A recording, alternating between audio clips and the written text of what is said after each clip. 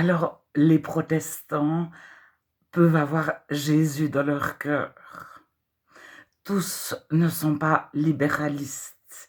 Il existe des pasteurs protestants avec Jésus dans leur cœur, qui sont très différents des pentecôtistes, qui ont aussi Jésus dans leur cœur, mais pas tous les pentecôtistes ou les pentecôtisants. Alors, certaines églises comme les apostoliques, le plein évangile, les églises de réveil et même des fois l'armée du salut est pentecôtisante. Même l'église libre peut être pentecôtisante. Pentecôtiste, il n'existe pas les pentecôtistes. Plusieurs assemblées se rapprochent du pentecôtisme.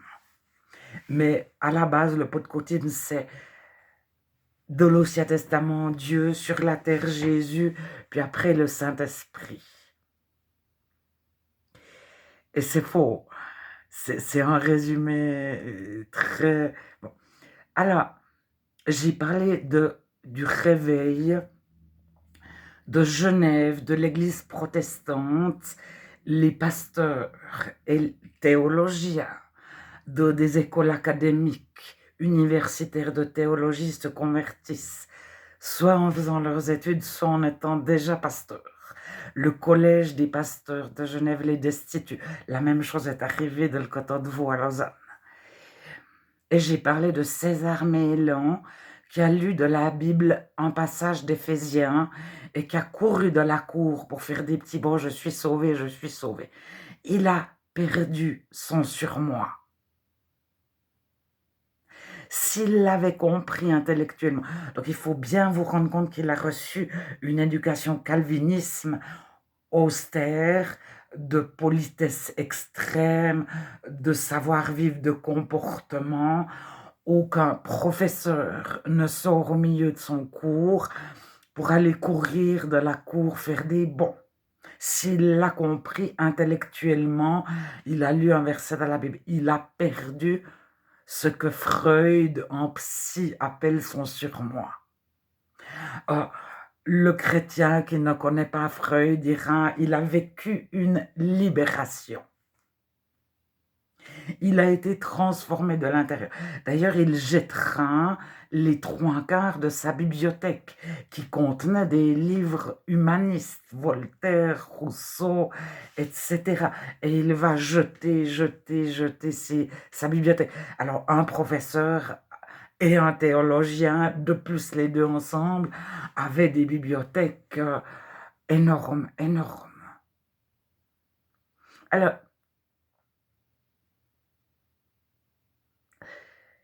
la différence entre le pentecôtiste et le protestant, ou disons la personne qui était par exemple un voleur, qui n'a pas d'éducation, ce qui se dit de la bonne société, qui est né, qui sait un peu lire, écrire, qui n'a pas appris à se tenir bien droit, à tenir ses services d'une façon extrêmement réglementaire, etc. Lorsqu'il se convertit, il renie son passé, il perd son surmoi. C'est-à-dire que le protestant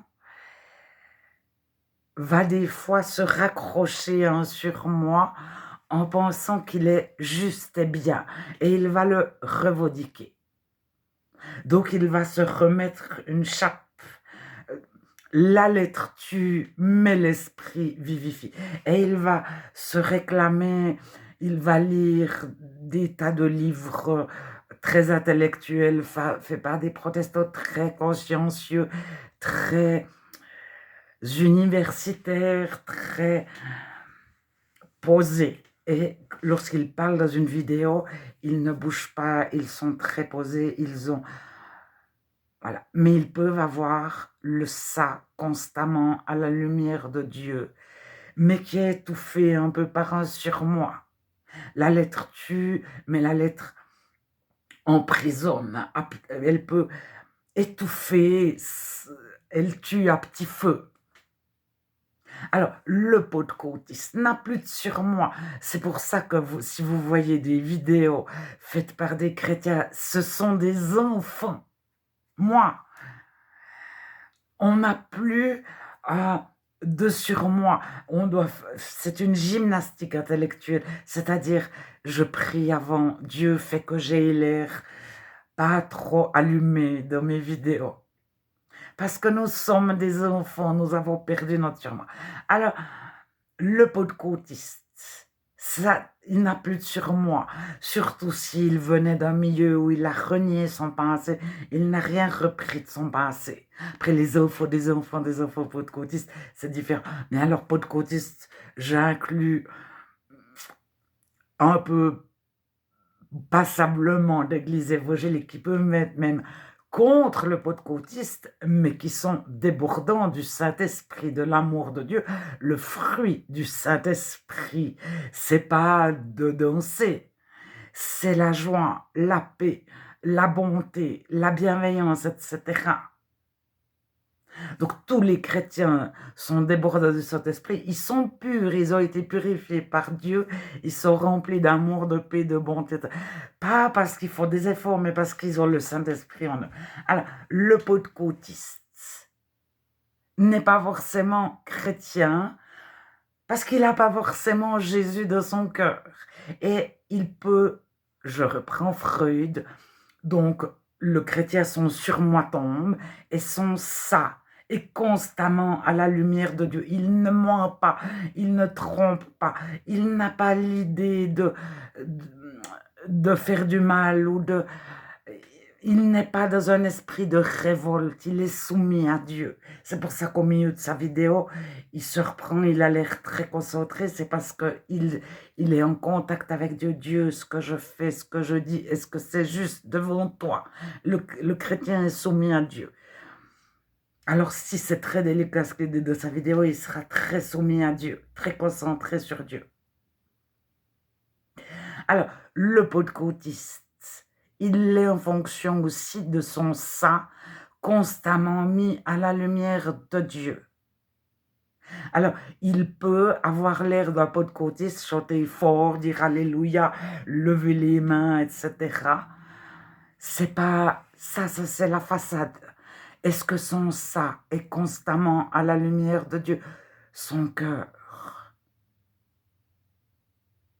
Alors, on peut naître dans une famille chrétienne, on a reçu le bon paradigme, quelque part le bon surmoi, etc. Et on peut avoir le cœur noir. Il est caché derrière une façade de politesse, de convenance que nous avons appris. On nous a inculqué à être de bons chrétiens. C'est le protestantisme. Je ne vois que César Meilhan, Amibos, etc., j'allais dire dénonce, ils en sortiront. Mais ce n'est pas de la révolte, ce n'est pas de la résistance, ce n'est pas nous vous narguons, c'est Dieu a lavé notre cœur, nous sommes purs, pas parce qu'on l'a lu dans la Bible, puis parce que notre pasteur nous a parlé de la théorie, de la doctrine, de la justification, parce que Dieu a réellement transformé notre cœur. Alors après, qu'on soit un peu, qu'on lève les mains ou pas, c'est ça lorsqu'un chrétien suisse va visiter un chrétien en Argentine ou au Népal, il se rend compte que chaque chrétien a Jésus dans son cœur, mais ils ont un petit truc qui n'est pas le même au niveau du surmoi. Certains sont bien droits sur leur chaise, puis d'autres ont l'air un peu allumés. Mais parce qu'ils ont l'amour de Dieu en eux, ils vont s'aimer. Mais deux personnes qui n'ont pas le cœur, le ça, constamment à la lumière de Dieu, mais qui ont le même surmoi, le même paradigme, vont paraître identiques. parce qu'elles ont le même vocabulaire, les mêmes expressions, la même façade. Mais ils sont pas remplis de l'amour de Dieu, ils ne sont pas purs et eux vont amener la division. Ceux qui n'ont pas, ceux qui fêtent Pâques, qui fêtent la résurrection de Jésus, et ceux qui ne fêtent pas Pâques ou qui fêtent Pécha, la sortie d'Égypte juive, ils vont les voir comme tellement différents d'eux, ils se sont des faux chrétiens, mais pas du tout. C'est parce que la personne qui pose ça n'est pas chrétienne elle-même.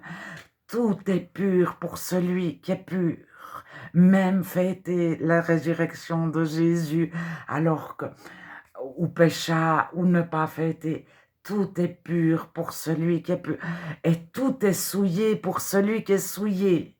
Ça veut dire celui qui n'a pas eu son sang lavé par le sang de l'agneau, par Dieu en personne, par l'hysope,